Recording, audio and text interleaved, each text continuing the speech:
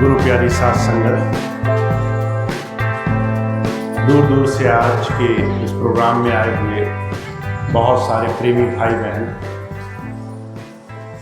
आज हम लोग लखनऊ के इस आश्रम में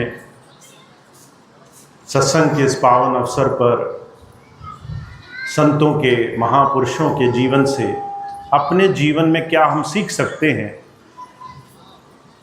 इस बात को थोड़ा सा अपने जीवन में उतारने के लिए यहाँ बैठे हुए। हमारे जीवन में और महापुरुषों के जीवन में अगर आप अंतर देखना चाहें, भौतिक रूप में, सामाजिक रूप में, सांसारिक रूप में हमारे और उनके जीवन में कोई अंतर नहीं होता है।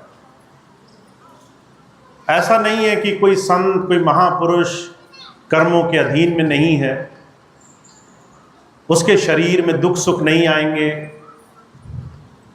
वो संसार में एक सामान्य मनुष्य की तरह मर्यादा में नहीं रहेगा। आप स्वामी जी के जीवन को देख लीजिए। 2001 के बाद स्वामी जी के जीवन में कुछ ऐसा समय भी हम लोगों ने देखा जब उन्हें बड़ी शारीरिक रूप से कष्ट और परेशानी का सामना करना पड़ा। संत भी संसार में आकर के हमें और आपको हमारे विश्वास से कुछ सिखाना चाहता है। हम सब चाहते हैं संसार में चमत्कार हो जाए, और संत कहता है सबसे बड़ा चमत्कार यह है कि तुम माया मोह में, दुनिया के इस बड़े भारी अंधकार में उस ईश्वर को भूलो नहीं। यही सबसे बड़ा चमत्कार है। इसके अलावा जितने भी चमत्कारों के गुणगान आज दुनिया कर रही है, ये करने से वो हो जाएगा, वो करने से वो हो जाएगा, ये जितने भी चमत्कारों की आशा में दुनिया आज तरह तरह से दौड़ लगा रही है, वो चमत्कारों की आशा व्यर्थ है, बेकार है। हम सांसारिक रूप में चमत्कार की आशा करके अपने जीवन में अपने कर्म को, परमात्मा ने जो हमें एक बड़ा सुनहरा अवसर दिया, उस सुनहरे अवसर को टालते जाते हैं। और ये बात दुनिया के हर एक महापुरुष पे लागू होती है। लोग भगवान राम को पूजते हैं। आप देखिए, घर में लोग एक मंदिर बना लेंगे, उसमें भगवान राम की प्रतिमा लगाएंगे, उनके आगे हाथ जोड़ने लगेंगे। पर राम का चरित्र भी तो देखो। भगवान राम, उन्होंने आजीवन अपने जीवन से ये सिखाने की कोशिश करी। अगर रावण उस समय का महाप्रतापी राक्षस हुआ, तो क्या भगवान के लिए उसे मारना एक पल भर का काम नहीं था? भगवान को क्या लीला रचने की जरूरत पड़ी? 14 वर्ष वनवास, 1 साल की लड़ाई, मनुष्य छोड़ वन में रहने वाले नरों के साथ लग करके, जिन्हें कुछ नहीं आता, उनके साथ लग करके महासंग्राम करा उन्होंने। क्या जरूरत थी इस सब की? वो तो चमत्कार कर देते हमारे और आपकी तरह। लक्ष्मण जी को शक्ति लगी, उनकी मूर्छा, मृत्यु का समय आ गया। कहा अगर कल तक इनको दवाई नहीं मिली, संजीवनी नहीं मिली, तो ये नहीं जी पाएंगे। भगवान राम भी कोई तंत्र मंत्र फूंक देते। क्यों हनुमान जी को संजीवनी लेने के लिए इतना कष्ट करना पड़ा? हमें संत, हमें ये तमाम अवतारी पुरुष जीवन में एक बात समझाना चाहते हैं। तुम्हारे अंदर परमात्मा ने एक ऐसी शक्ति बसाई है, अगर तुम उस शक्ति से जुड़ना सीख गए तो तुम्हारे जीवन में हर एक बड़े से बड़े संग्राम तुम आसानी से हल कर लोगे। पर अगर तुम चमत्कार की आशा में हो, कोई भूतकाल का जानता है, कोई भविष्य का जानता है, कोई तुम्हारे बना बताए, तुम्हारे बारे में कुछ ऐसी चीजें तुम्हें बता देगा जिसकी तुमने कल्पना नहीं करी होगी, और तुम सोचोगे कि तुम्हारा जीवन वो बदल सकता है। ये जो चमत्कार की आशा है, इससे हम संसार में अपना जीवन व्यर्थ करते हैं। जितने भी महापुरुष आए, उन्होंने एक बात को समझाने की कोशिश की है। का कर्म प्रधान विश्व रचि राखा, जो जस कीन तास फल चाखा। तुम्हारे इस संसार में जन्म लेने के पीछे तुम्हारे कर्म प्रधान होंगे।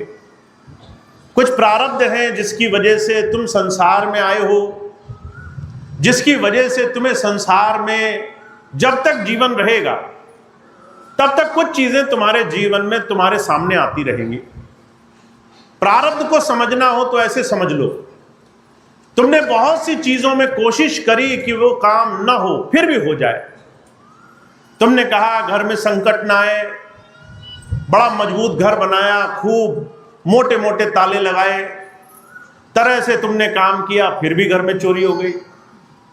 तुमने कहा घर में सुख सुविधा रहे, खूब टटोल टटोल करके तुमने एक एक व्यक्ति का चुनाव किया। तुमने सोचा घर में शांति रहेगी, घर में परिवार में लोग इकट्ठे हुए, लड़ाई झगड़ा होने लग गया। तुम बाहर गए काम करने के लिए ये सोच करके कि मैं सारा काम अच्छा कर लूंगा। तुमने हर प्रयास किया, फिर भी काम में नुकसान हो गया। कुछ चीजें ऐसी हैं जो तुम टाल नहीं पाओगे। हानि लाभ जीवन मरण यश अपयश विधि हाथ। हानि और लाभ तुम्हारे हाथ में नहीं है, तुम सिर्फ कर्म कर सकते हो। तुम बहुत सोच सकते हो कि मैं काम करूं और उसमें मुझे फायदा ही फायदा हो, पर तुम्हें नहीं पता है कि तुम जो काम कर रहे हो उसमें कितना तुम्हारे अनुरूप होगा। हो सकता है आधा तुम्हारे मन के हिसाब से हो और आधा तुम्हारी इच्छा के विरुद्ध हो। हानि और लाभ तुम अपने बस में नहीं कर सकते, जीवन और मरण तुम अपने बस में नहीं कर सकते। यश और अपयश, कहां तुम्हें बड़ाई मिलेगी कहां तुम्हें बुराई मिलेगी, ये भी तुम्हारे हाथ में नहीं। जब तुम आज अपने जीवन में जिस घर में तुम रहते हो, जिस समाज, जिस संबंध, जिस परिस्थिति में तुम रहते हो, वहां तुम अपने आप को नाप तौल करके देखना। ये पांचों छह चीजें तुम्हारे हाथ में नहीं है। तुम कोशिश करो सब मेरा सम्मान करें, सब तुमने खूब जोड़ तोड़ के गणित बिठाया, पर सारी गणित रखी की रखी रह गई। ऐसी चीजें होने लगी जिस पे हमारा बस नहीं है। हम चाह रहे हैं चीजें ऐसी ना हो, नहीं हम रोक पा रहे। हुजूर कहते हैं तुम्हारा जीवन कुछ ऐसी चीजें हैं जिसे तुम बदल नहीं पाओगे, चाहे तुम सारा जीवन लगे रहो, तुम चाहे 1000 कोशिश करो, तुम रोते रहो, वो सारी चीजें तुम्हारे हाथ में नहीं। अभी 2 दिन पहले अयोध्या के एक गांव में बड़ा सुंदर सा सत्संग हुआ। एक बहन आई, कहने लगी 20 साल हो गए बच्चा नहीं है। वो माता भी रो रही है, उसकी भी माता रो रही है। मैंने कहा 20 साल कम समय नहीं होता है। तुमने खूब डॉक्टर को दिखाया होगा, 1000 जगह गई होगी, सब जगह दिखा लिया होगा, तुम्हें पता चल गया कि ये चीजें बाहरी तौर पर संभव नहीं है। अब तुम चमत्कार की आशा में हो, चमत्कार की आशा में जहां जहां तुम्हारा दिल करेगा तुम जाओगी। मैंने उनसे पूछा तुम्हें 20 साल में ये एहसास तो हो गया होगा कि तुम सब कर चुकी और फिर भी ईश्वर ने तुम्हारे लिए शायद कुछ और लिखा होगा, कुछ और रास्ता बनाया होगा। तुम्हारा आशय क्या है? कहने लगी हमारा नाम चलता, हमारा खून बढ़ा रहता। मैंने कहा अगर तुम अपना खून और 10 और लोगों का खून निकाल कर देखो, तुम्हें समझ में नहीं आएगा कौन सा खून तुम्हारा खून है। खून का रंग लाल ही होता है। सबके रंग अलग अलग परिवारों में समाज, जाति, धर्म, नाम से बटे नहीं होते हैं। 4 लोग अपना खून निकाल कर एक जगह रखें, बताना मुश्किल हो जाएगा किसने कौन सा खून दिया है। फिर खून कैसे तुम कहोगी मेरा अलग है? दूसरे का खून अपना खून एक भी तो हो सकता है। फिर कहने लगी नाम चलता। मैंने कहा नाम राजा महाराजाओं के नहीं चले, तुम्हारे दादा परदादा के नहीं चले, तुम्हारे बड़े बड़े ऐसे पूर्वज आए जिन्होंने अपने जीवन में सब किया होगा सोचकर कि मेरा नाम चलेगा। तुम्हें परदादा का नाम याद है क्या? तुम रोज कितना किसी को याद करते हो? तुम अपने जीवन में देखो, तुम अपने घर में अपनी एक पीढ़ी को याद करने में समय नहीं गुजारते। तुम ये सोच रहे हो तुम्हारा नाम, तुम्हारा खून, तुम्हारा संप्रदाय, तुम्हारा परिवार आगे चलेगा। पर महाराज जी एक बात कहा करते थे, संसार में नाम मिटते उतनी देर भी नहीं लगती जितनी आपने कल्पना की हो। जिस दिन तुम संसार से जाओगे, जिस जमीन पर तुमने अपना नाम लिखाया होगा, मैंने ये जमीन खरीदी, 1 हफ्ते के अंदर नाम ट्रांसफर करने की एप्लीकेशन डाल देंगे लोग। जिस घर में तुमने नाम लिखाया होगा कि फलाने का नाम से घर चल रहा है, लोग उसके नीचे अपने नाम गुदवा देंगे। तुम कहोगे बैंक बैलेंस मेरे नाम से चल रहा है, लोग कहेंगे ये मृत्यु प्रमाण पत्र, नाम मेरा चढ़ा दीजिए, पैसा मुझे दे दीजिए। कोई ऐसी चीज नहीं जिसके लिए तुम आज संसार में परेशान हो। महाराज जी कहा करते थे ये सारी चिंताओं का बोझ हमारे जीवन में सिर्फ इस एक वजह से है, हमने अपने जीवन में तरह तरह से संसार से बड़ी उम्मीदें बांधी हैं। कबीर साहब एक बड़ी सुंदर बात कहते हैं, कहते क्या मांगू कुछ थिर न रहाई, देखत नैन जगो जग जाई। तुम क्या मांग रहे हो इसका थोड़ा ध्यान रखना। क्या तुम्हारी मांगे हैं, तुम ईश्वर से क्या मांग रहे हो, तुम गुरु से क्या मांग रहे हो, थोड़ा सोच समझ के मांगना। कहा 1 लख पूत 1.25 लाख नाती, 30 रावण की खबर न पाती। रावण जितने तो तुम अमीर नहीं हो, रावण जितने तुम विद्वान नहीं हो, रावण जितने तुम संसार में बड़े बड़े किलों के, बड़े बड़े दुर्गों के मालिक नहीं हो। कहा रावण के राज्य के बारे में थोड़ी सी चर्चा करी है। कहा लंका सी कोट समुद्र सी खाई, 30 रावण की खबर न पाई। लंका जो उसने बनाई सोने की लंका थी, भगवान शिव से छीन कर लाया था। ऐसा महापराक्रमी जो है कुबेर उसके यहां बंधे रहते थे, ऐसा धनी। अब हमारे आपकी जेब में तो पैसा भी नहीं निकलेगा थोड़ी देर में, हम उससे कैसे तुलना करें। पर कहते कोई आज उस रावण का नाम नहीं लेता। हम अपने बच्चों का नाम रावण नहीं रखेंगे कभी। हमसे कोई कहे बच्चे का नाम रावण रख लो तो हम कहेंगे नाम रावण छोड़ के कोई और नाम बता दो, सिर्फ इसलिए क्योंकि ये सारी चीजें भी उसकी ख्याति का कारण नहीं बन पाई। इसलिए महाराज जी एक बात कहते हैं, तुम क्या मांग रहे हो, पैसा तुम्हारी ख्याति नहीं बनेगी, जमीन तुम्हारी ख्याति नहीं बनेगी, पदवी पद से तमाम चीजें तुम्हारे जीवन में किसी चीज का नाम नहीं रखेंगी। हमें एक अपने जीवन में बात जो गुरु समझाना चाहते हैं वो ये कि तुम्हारे जीवन में, तुम्हारे अपने जीवन का सार तभी है जब तुम जीवन को खुद परखने वाले बनो। तुम्हें खुद इस चीज का एहसास हो कि जीवन में तुम अपने जीवन में क्या पाना चाहते हो, तुम्हें अपने जीवन में क्या प्राप्त करना है। जब तक तुम्हें ये बात स्पष्ट नहीं है तुम कुछ भी करने वाले नहीं हो। बहुत से लोग अपने बच्चों को मेरे पास लाते हैं, भैया जी से नाम दे दो, मैं उसे लौटा देता हूं। मैं कहता हूं जिस दिन ये बच्चा खुद आकर अपनी इच्छा से कहे कि मुझे नाम लेना है, उसको स्पष्ट भी हो कि वो नाम क्यों लेना चाहता है, क्या पाना चाहता है नाम लेकर के। क्योंकि नाम की गांठ लेकर के बहुत से लोग बैठे हैं, नाम लेकर के बहुत से लोग इस इत्मीनानी में बैठे हैं कि नाम ले गए, अब अंत समय सब काम बन जाएगा। आखिरी समय आने दो, बस उस समय कुछ ऐसा होगा जब सब काम अपने आप बन जाएगा। पर हुजूर कहा करते थे जब संत आते हैं वो हमें चमत्कार, बाहरी तरह तरह की बातों की बजाय कर्म, चरित्र, अपने आचरण की तरफ हमने कैसे जीवन जीना है इस बात की तरफ हमें ले जाना चाहते हैं। भगवान राम आए, उन्हें 14 वर्ष का वनवास हुआ। इतिहासकार कथा कहती है जब भगवान राम वापस आए, माता कैकेयी से मिले तो माता कैकेयी रो रही थी कि राम तुझे मेरी वजह से 14 साल वनवास हुआ, जंगलों में जाकर कष्ट सहने पड़े, बहुत दुखी, बहुत परेशान। कहने लगी तुझे वनवास को कह करके मैंने अपना सब कुछ नष्ट कर लिया। पति ने कभी बात नहीं करी, उसके वियोग में प्राण चले गए।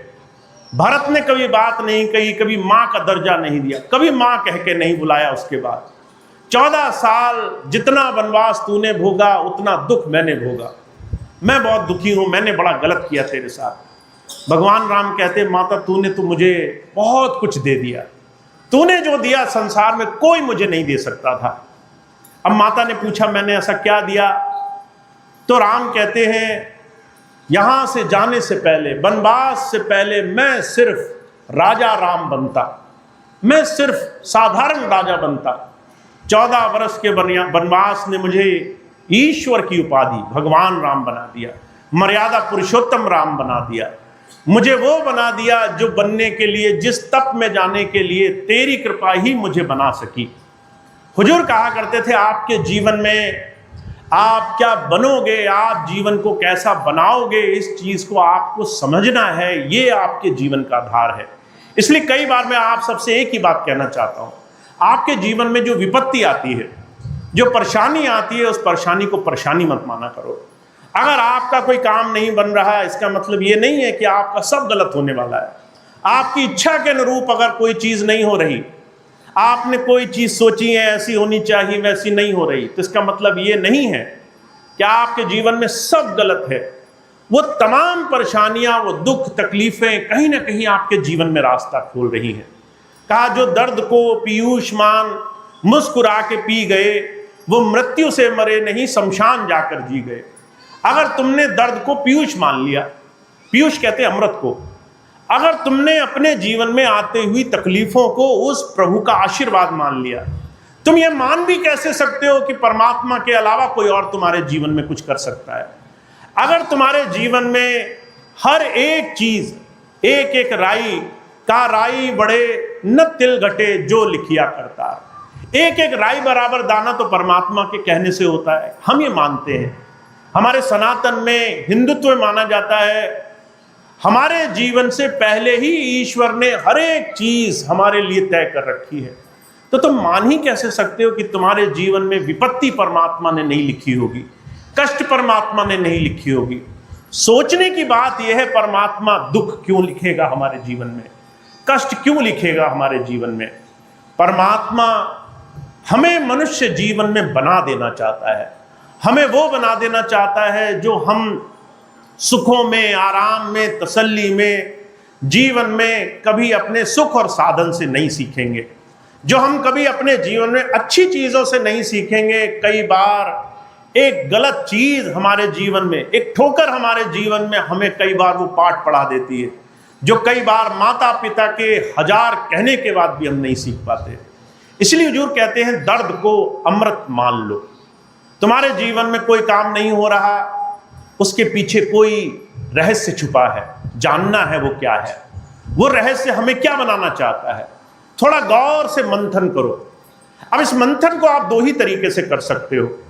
पहली चीज, आपकी बुद्धि विवेक ये समझने के योग्य हो कि जीवन में कष्ट आया तो उसके पीछे आपको क्या वो प्रभु सिखाना चाहता है। दूसरा, आप एकांत मौन को अपने जीवन का आधार बना चुके हो।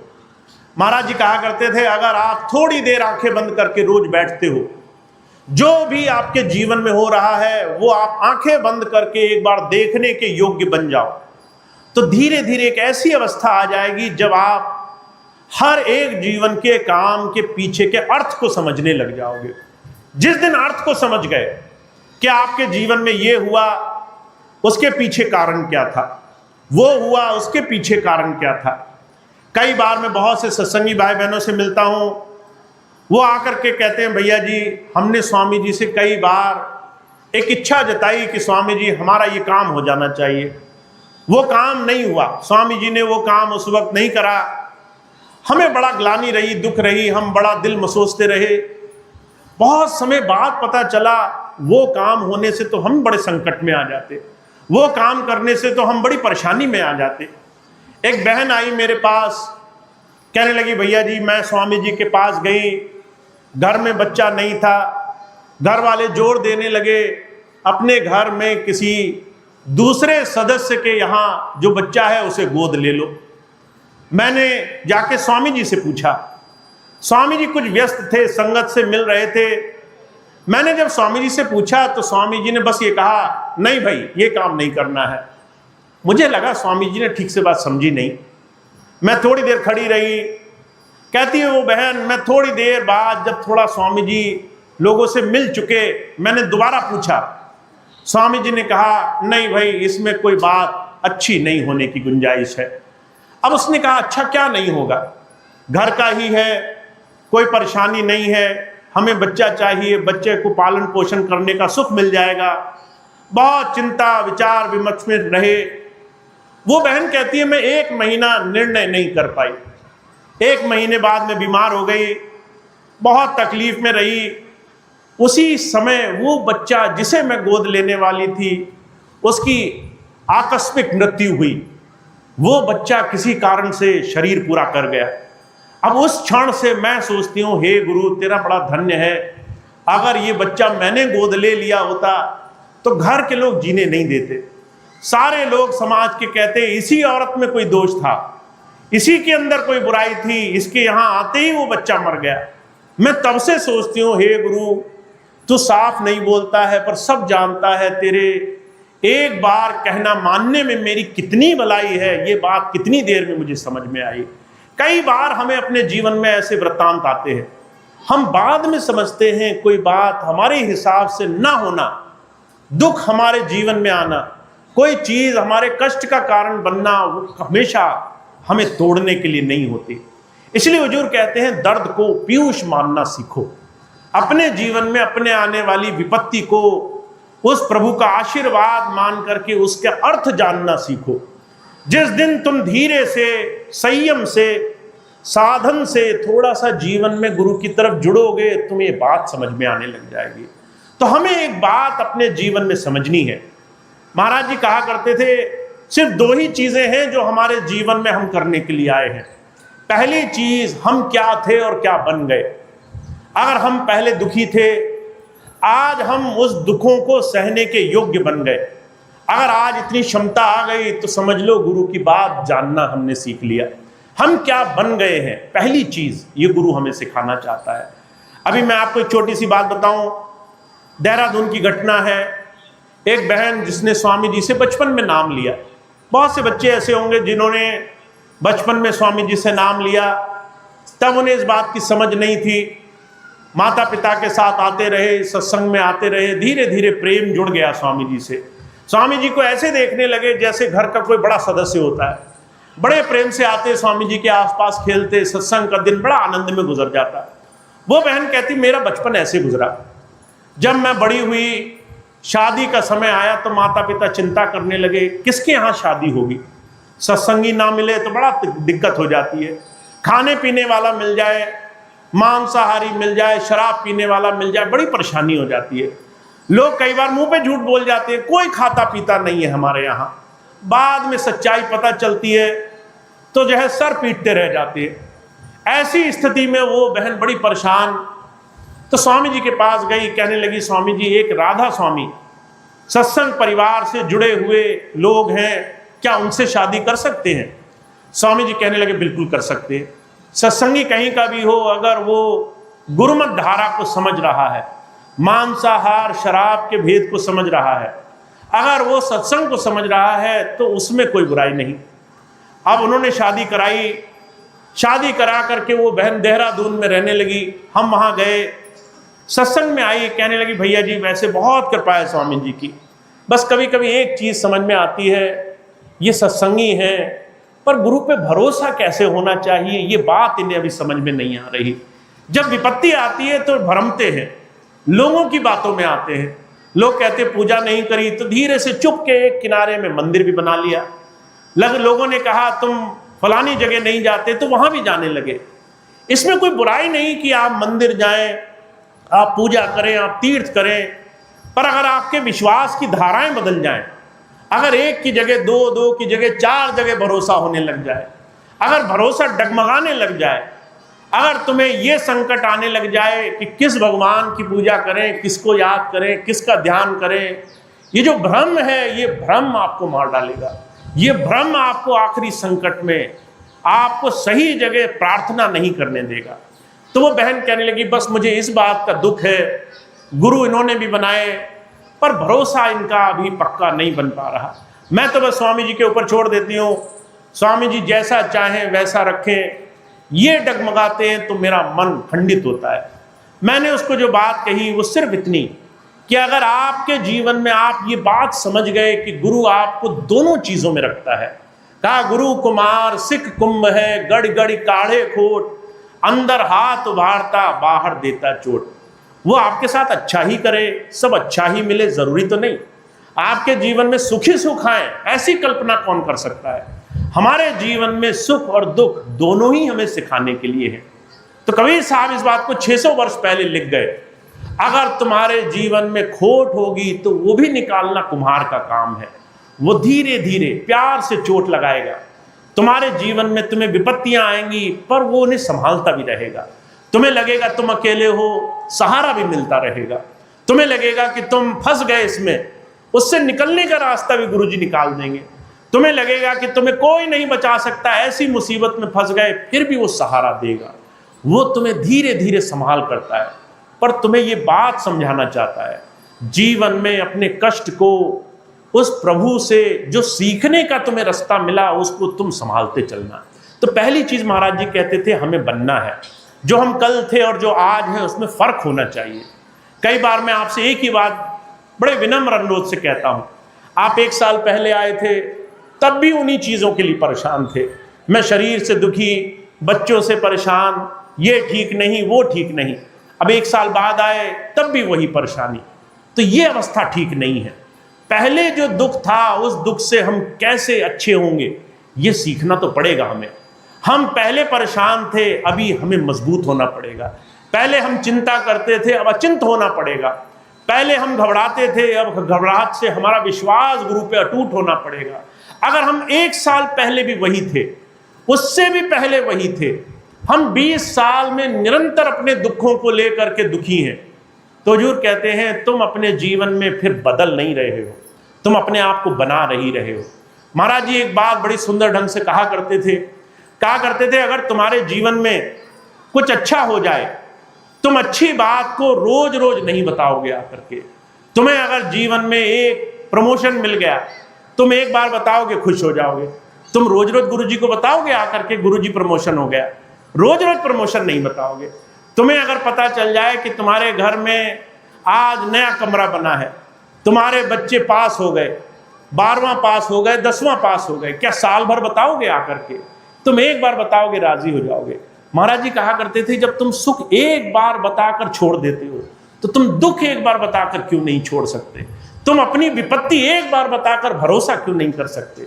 तुम्हें रोज उसी विपत्ति को क्यों याद करना है? तो संत हमें कुछ समझाना चाहता है।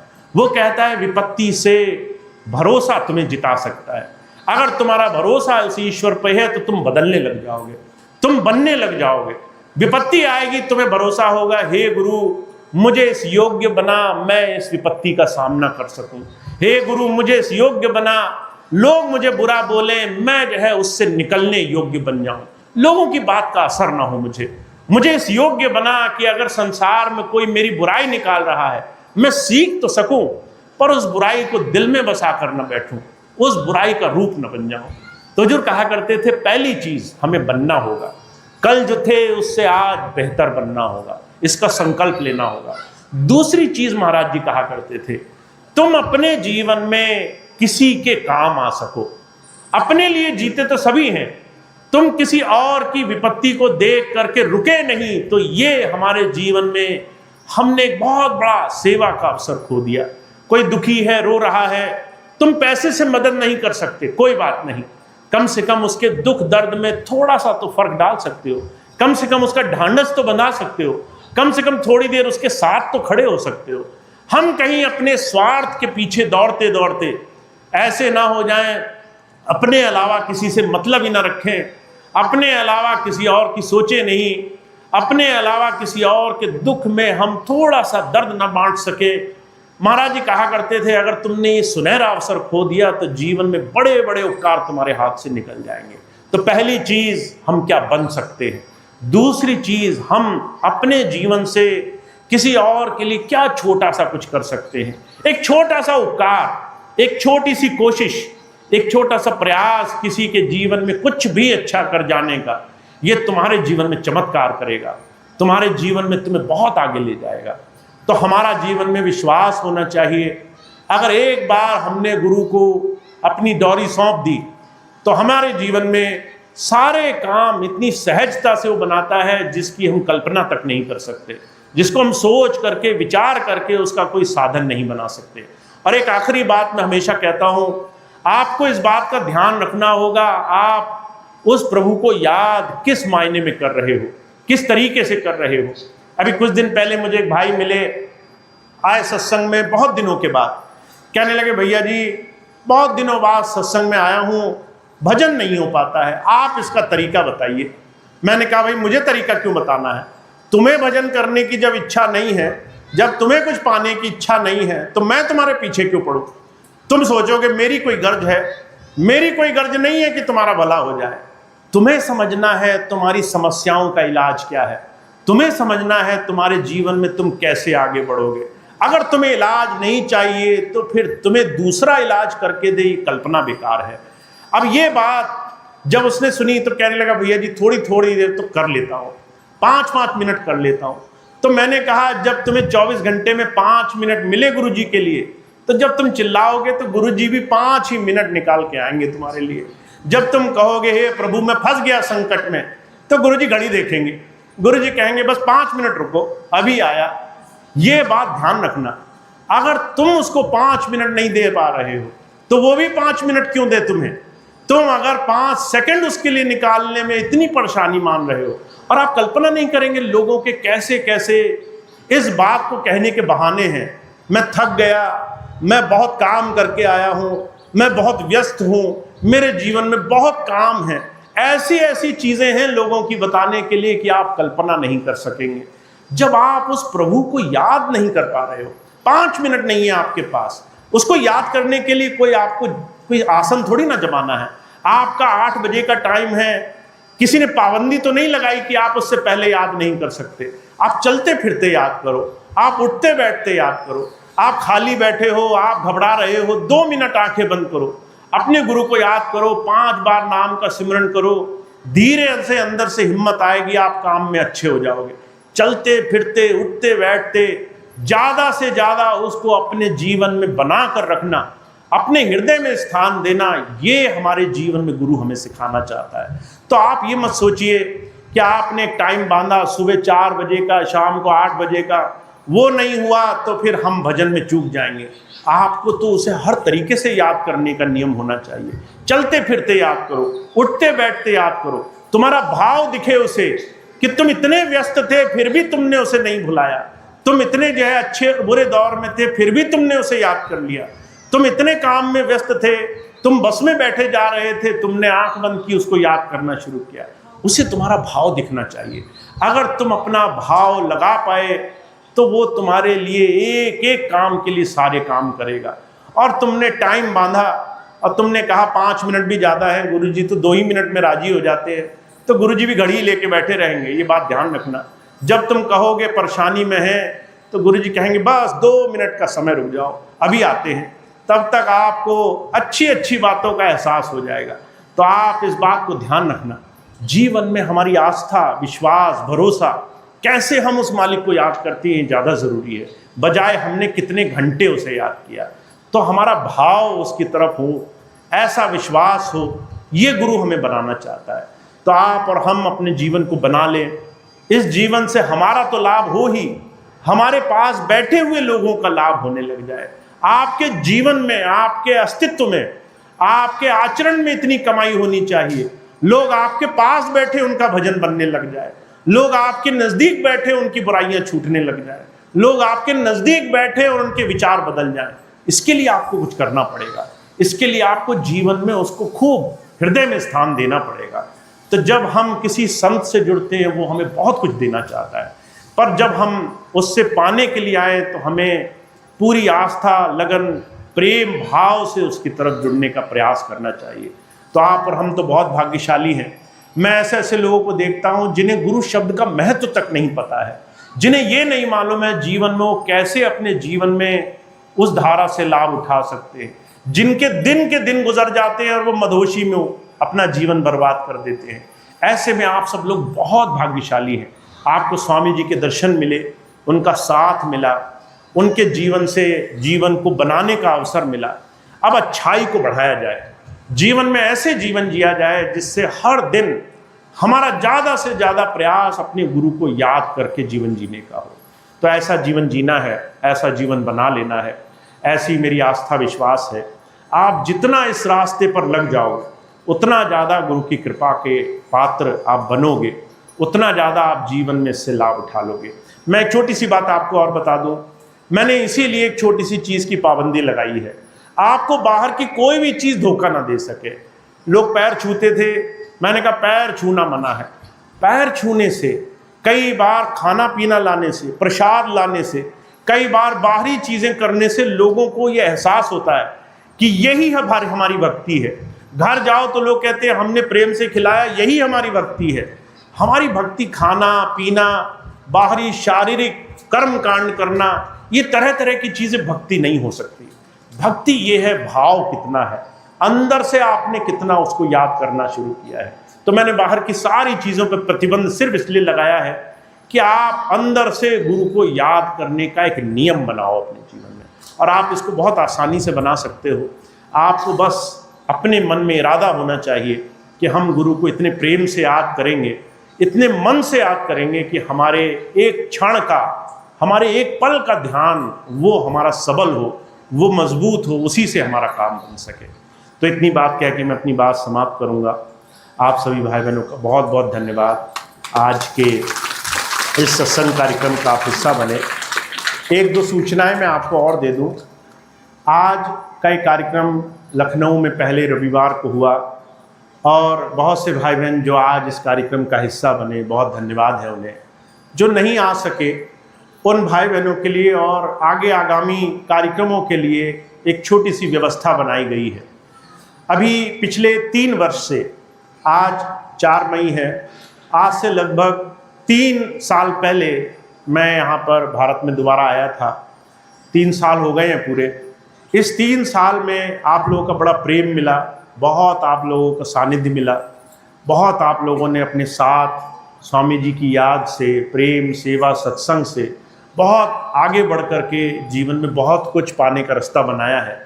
अगर आप 3 साल पहले की कल्पना करें और अब की कल्पना करें, आपको लगेगा कि हमने बहुत कुछ अच्छा किया है। स्वामी जी की कृपा से बहुत कुछ हमारे रास्ते में एक सही व्यवस्था बनी है, पर उसके बावजूद कुछ चीज़ें ऐसी हैं जिसकी हम कई बार 3 साल कुछ चीज़ें करने से चूक गए हैं।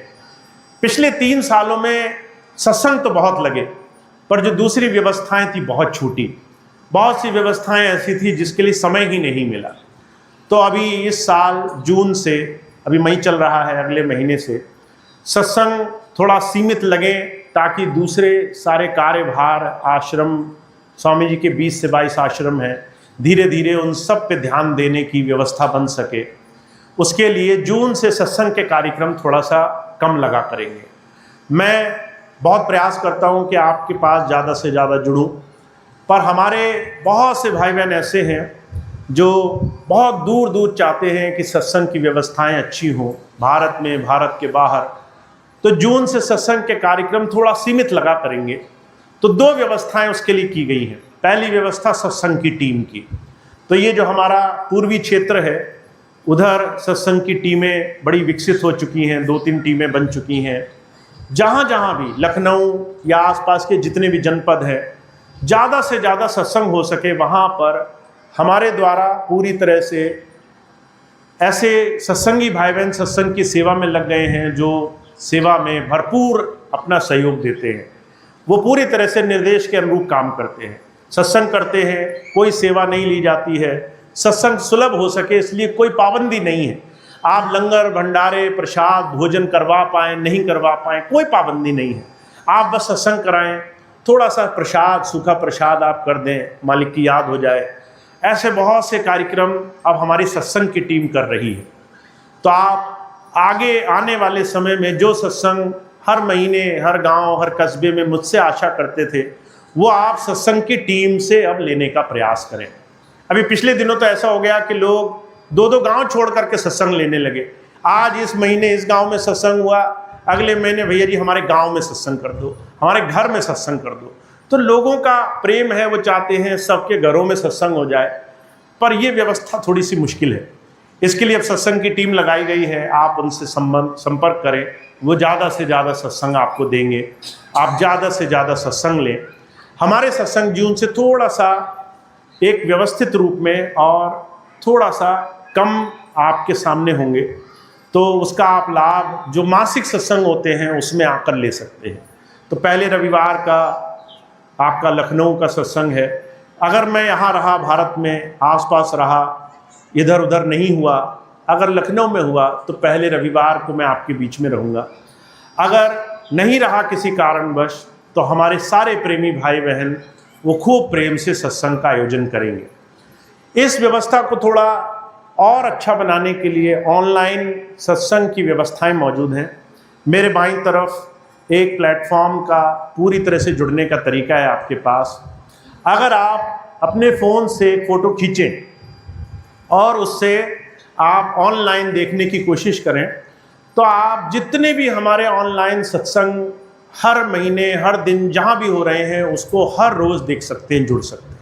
तो इस चैनल के माध्यम से दो व्यवस्थाएं हैं। पहली तो सत्संग की, जहाँ भी सत्संग होंगे भारत में वो हर दूसरे दिन सत्संग लगभग इस चैनल पर आ जाता है, आप सत्संग से जुड़ सकते हैं। दूसरी चीज़, बहुत से संवाद ऐसे करने हमने शुरू किए जो हमारे देश के, हमारे समाज के संभ्रांत लोगों के साथ जागरूकता के लिए।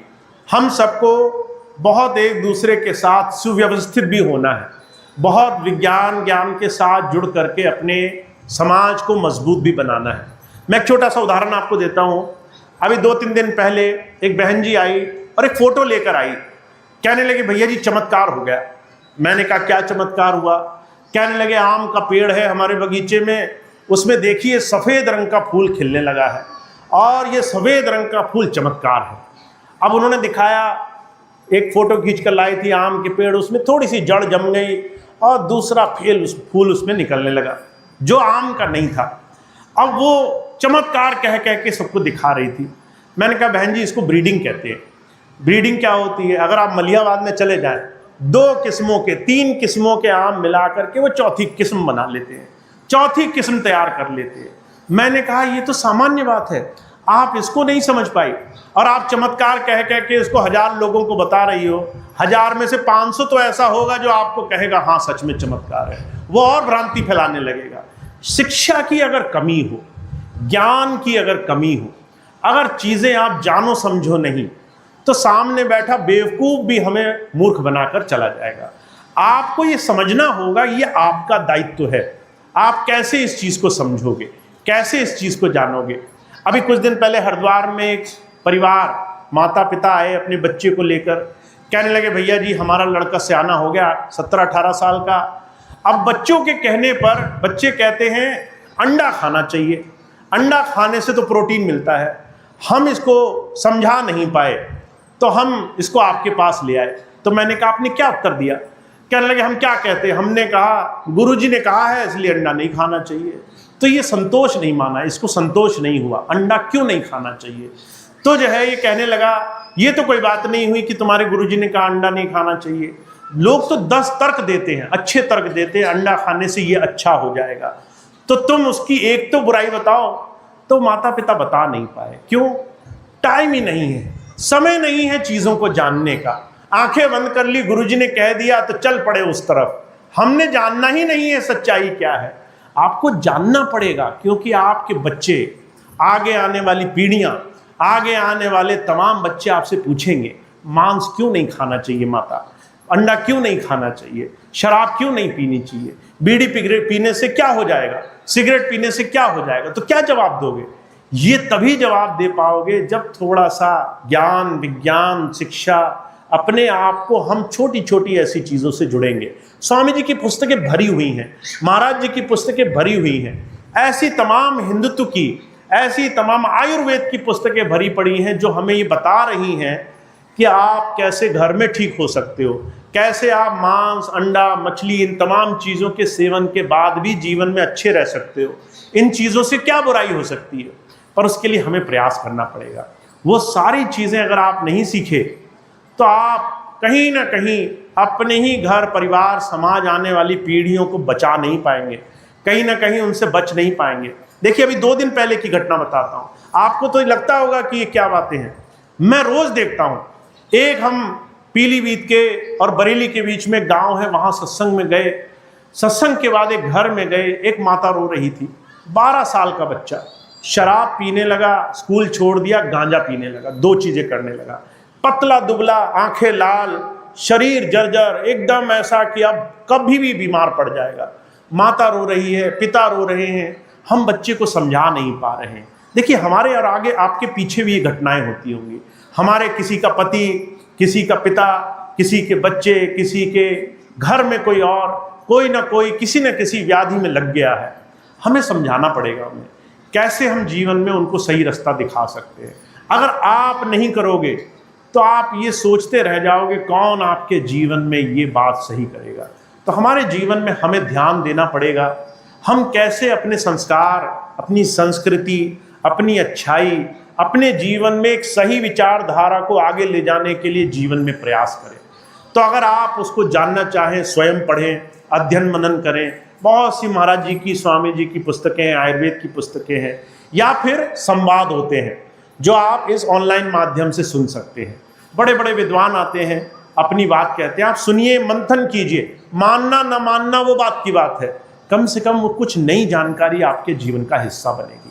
तो आपको ये जानना पड़ेगा कैसे हम आगे आने वाले समय में अपने आगे आने वाली पीढ़ियों को सुरक्षित रख पाएंगे, मजबूत रख पाएंगे।